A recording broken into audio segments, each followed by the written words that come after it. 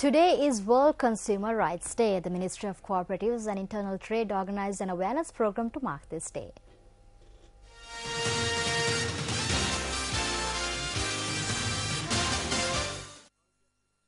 Minister of Cooperatives and Internal Trade, Johnston Fernando, and Chairman of the Consumer Affairs Authority, Rumi Marzouk, were present at the program organized today to create public awareness on consumer rights.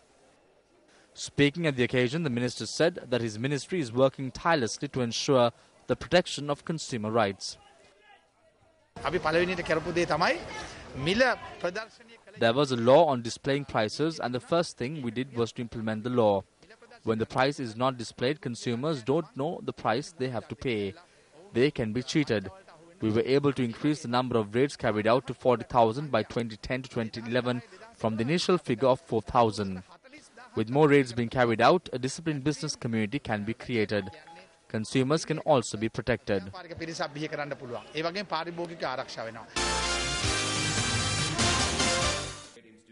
A meeting to promote joint tourism promotion amongst South Asian countries commenced in Colombo today with the assistance of the Asian Development Bank.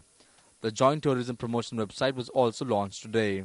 Minister of Economic Development Basil Rajapaksa, Country Director of the Asian Development Bank Rita O'Sullivan, and Chairman of the Sri Lanka Tourism Dr. Nalek Kudaheva were present at the event.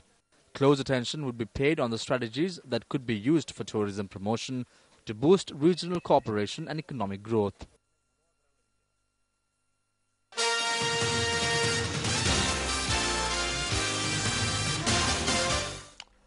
A petition requesting a standardized mechanism to be formulated for pricing milk powder was filed in the Supreme Court today. The petition filed by Sugathapala de Mendes requests a standardized mechanism to be used when revising milk powder prices, including the price of infant formula. Attorney at law Upul Jayasuriya represented the petitioner. The Supreme Court, which considered the petition, decided to take up the case on the 29th of this month, when it will decide whether to grant leave to proceed. Accordingly, the Supreme Court ordered milk powder importing companies and the Consumer Affairs Authority to be present in court on the 29th of this month. The badging ceremony of the prefects of the Sir Baron Jayatilaka Vidyalaya in Maligawatha was held this morning.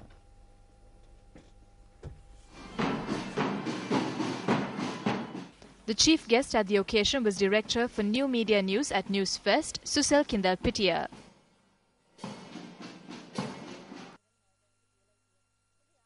බොහෝ වෙලාවට අපි නායකයා තෝරගන්නකොට සලකන ලක්ෂණයක් තමයි එයා කොතරම් ජනප්‍රියද කියලා. Most often, when a leader is elected, the factor that is taken into consideration is how popular he is. But remember, most people who became leaders owing to their popularity were never good leaders. They obtained popularity through various strategic means. Our students do not need that type of leadership. Our students should have the ability to lead a team. Our students should be able to develop their hidden skills and talents. A person who minimizes one's weaknesses and builds on one's strengths is a leader. නායකයෙක් වෙන්නේ දුර්වලතා අඩු කරගෙන ශක්තිය වැඩි කරගන්න කෙනෙක්.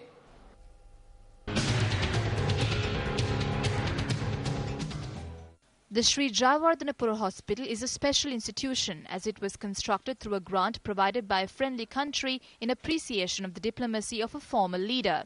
Owing to its significance, the Sri Jayawardhanapura Hospital did not come under the purview of the Ministry of Health, but came under the purview of a board of directors that reports directly to the Minister of Health as per the Parliamentary Act of 1983. When the hospital commenced operations, a decision was taken to charge a minimal fee from patients, which was in turn used for hospital maintenance. However, the fee charged from patients today at the Jayawardhanapura Hospital is similar to the fee charged by private hospitals. It is in this backdrop that the Treasury continues to pump funds towards the recurrent expenditure of the hospital, with 900 million rupees provided by the Treasury last year alone. Incidentally, the audits carried out over the past few years reveal that the revenue earned by the hospital through its services, along with the Treasury funds, were enjoyed only by a select group of people. In the meantime, a report that is far more important than the audit report was handed over to the Ministry of Health by the Deputy Health Minister and two other officials in October 2010. The report that was compiled after a broad study recommended that drastic changes should be made to the hospital management, with one such recommendation stating that the Deputy Director position of the hospital should be restructured. However, disregarding this recommendation, an unsuitable person was appointed to the post in an improper manner. When we recruit for state positions, the qualifications required for recruitment are published through a Gazette notification. It is only those who meet all the qualifications specified in the Gazette who can be recruited. It is because this official does not possess certain qualifications specified in the Gazette notification that she is not suitable for this position. Although the chairman of the hospital was prepared to rectify this anomaly, the hospital director justified the appointment. The Director General of Health Services is an ex officio member of the board. Therefore, the Director General of Health Services, Health Secretary, Chairman of the Postgraduate Institute of Medicine, an official from the Ministry of Public Administration and the Chairman are on the interview board. That was the board I appointed. These officials were also on the interview board, which she appointed. If a doctor or an administrator was opposed to this, then it would have definitely been a problem for her. For example, a person who is already married gets married again. And if nobody is against it, then there would be no problem.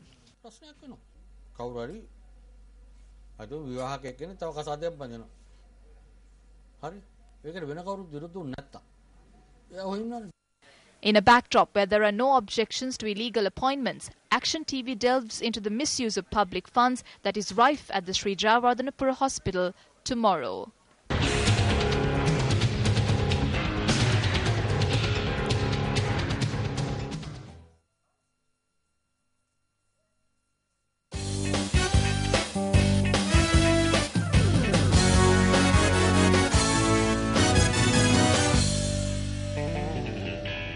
Good evening and welcome to Sports First. Pakistan beat Sri Lanka by 6 wickets to qualify for the finals of the Asia Cup in Mirpur, Bangladesh. Pakistan chased down a target of 189 runs for the loss of 4 wickets in 39.5 overs to register a comprehensive win. Winning the toss, Sri Lankan skipper Mahela Jayawardena elected to bat first. Sri Lanka lost Mahela Jayawardena early in the innings for 12 runs. Kumar Sangakkara steadied the innings with a 96-run fifth wicket stand with Upul Taranga. Sangakkara made 71 while Taranga contributed 57, but the remaining batsmen fell for single figures. In the end, Sri Lanka were bowled out for a modest 188 runs in 45.4 overs. Aizai Streema bagged 4 wickets and Said Ajmal picked up 3 wickets for Pakistan. Chasing 189, Pakistan got off to a shaky start, losing 3 early wickets. Surangal Akmal dismissed Nasir Jamshed for 18 and Yunis Khan for just 2 runs, while Sikuge Prasanna undid Mohammad Hafiz for 11. However, Pakistan skipper Misbah-ul-Haq and Umar Akmal steadied the Pakistan innings and both went on to score half-centuries.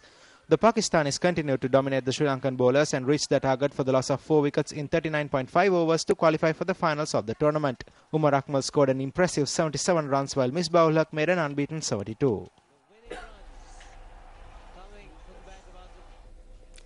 The Sri Lanka Board 11 were bowled out for 169 runs in their first innings against England on day 1 of the 3-day first-class match at the R. Premadasa Stadium today.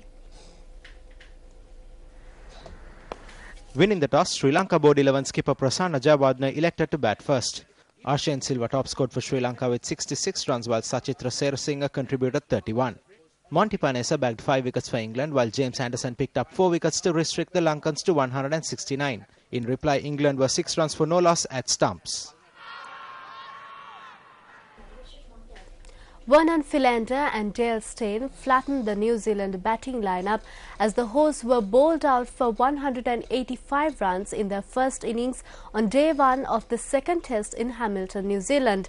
The 3-match test series is currently level as the first game ended in a draw.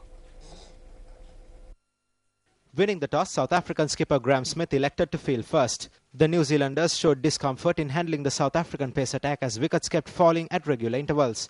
An 89-run third-wicket stand between Brendan McCallum and Ross Taylor gave the Kiwis some hope, but after the dismissal of McCallum for 61, the South African fast bowlers ripped through the hosts' batting lineup. Ross Taylor contributed 44, but the rest of the batsmen fell for low scores and New Zealand were all out for 185 runs. Vernon Philander bagged 4 wickets and Dale Steyn picked up 3 wickets for the Proteas. In reply, South Africa were 27 runs for 2 wickets at stumps in their first innings. Moving on to some boxing news now. Heavyweight Derek Chisora had his license withdrawn by British professional boxing's governing body for a post-fight brawl with compatriot David Haye in Munich last month. British boxer David Chisora had already been banned indefinitely by the World Boxing Council for what it called one of the worst behaviors ever by a professional after he lost on points to their heavyweight champion Vitaly Klitschko. Chisora, who had slapped Klitschko on the cheek after their weigh-in and spat water in the face of younger brother Vladimir in pre-fight ceremonies, clashed with Haye at a news conference after his defeat. When asked what he would do next, Chisora replied, "Yeah, 3 letters, MGM, here I come." The word refers to the famous MGM Arena in Las Vegas, which has hosted numerous high-profile boxing contests.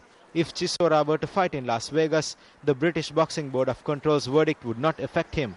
All Chisora would require is a license from the Nevada State Athletic Commission.